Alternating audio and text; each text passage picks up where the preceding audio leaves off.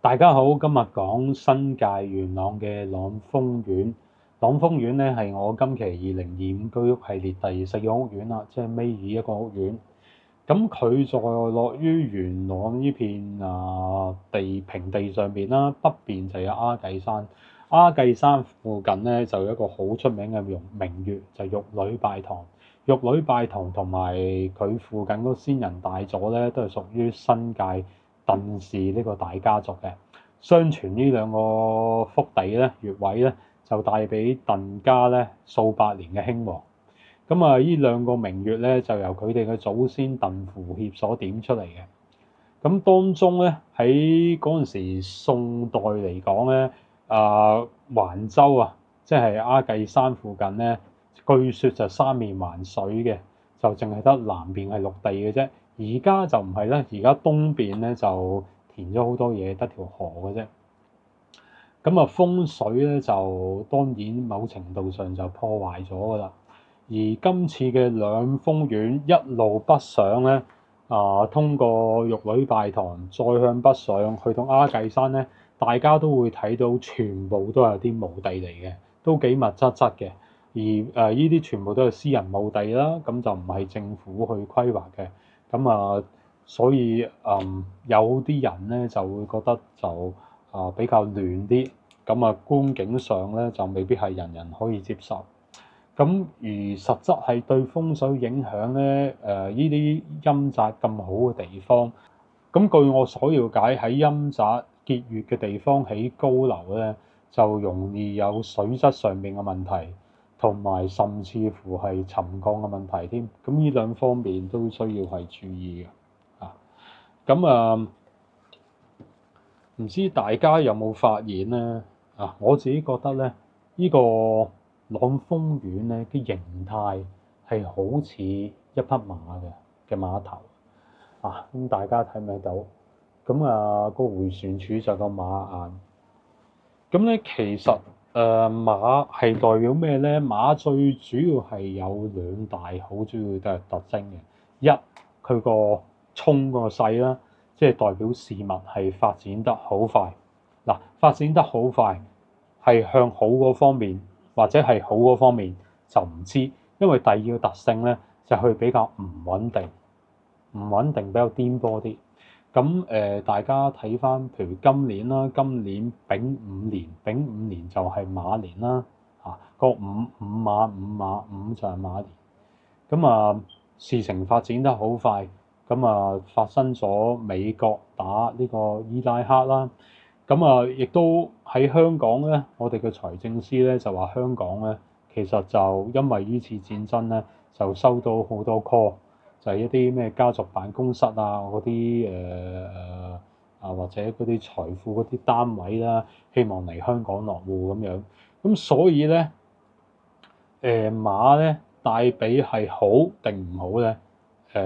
係唔知嘅，但係我所知嘅咧就話，第一佢快。第二咧，你係冇準備而來嘅，冇準備而來係好唔穩定嘅。其實你睇翻政府收呢個橫洲呢個地咧，亦都係經歷咗10幾年。跟翻香港01嗰個報導啦，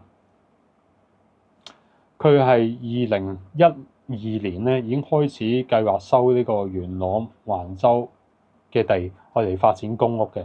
原本咧就諗住興建1萬伙公屋，但係最後咧就剩翻4000伙。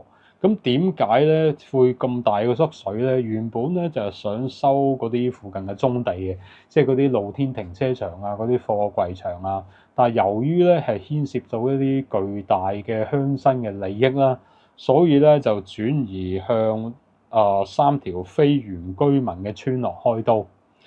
據說咧，嗰啲停車場咧係帶俾當地嘅鄉紳咧每年係過億嘅收入。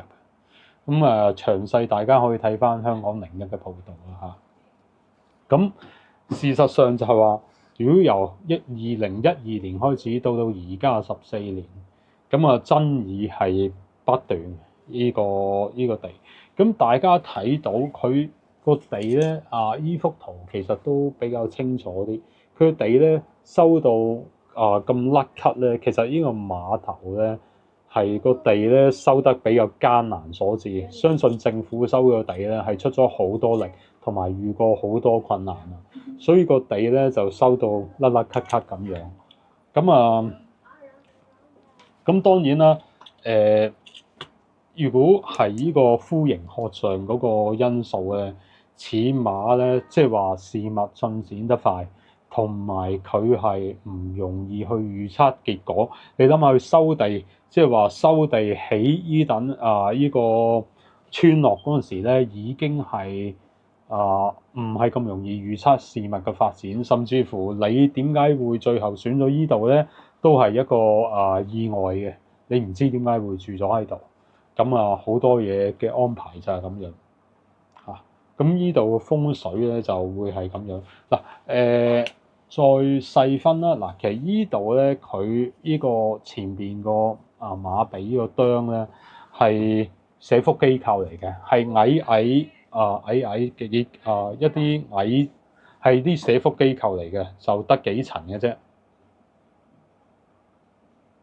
咁佢都幾好啦，用個社福機構咧擋住前邊一啲主要嘅幹道嗰啲交匯處，咁就唔使真係住宅咧就坐落於後邊，就唔使食晒咁近啊。咁至於正如我之前嗰條片所講啦，A 座咧我自己覺得咧就比較理想啲嘅。A 座就會適合特別係做生意啦。而 B 座咧就係比較普通啲，同埋 B 座點解我覺得係普通咧？就最主要係嗰啲方位嘅氣場唔係好協調。嗱，方位嘅氣場唔協調有咩問題咧？咁我都係依書直說嘅啫。做嘢就容易進退失據啦，休息唔係咁容易好啦，咁影響到人嘅精神。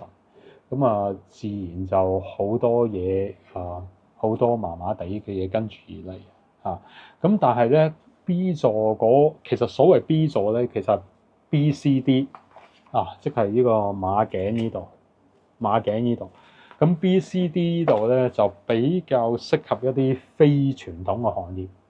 咁咩係非傳統嘅行業咧？你打工又好，做生意又好，都係一啲比較唔係即係咁即係一啲冷門嘅行業啦。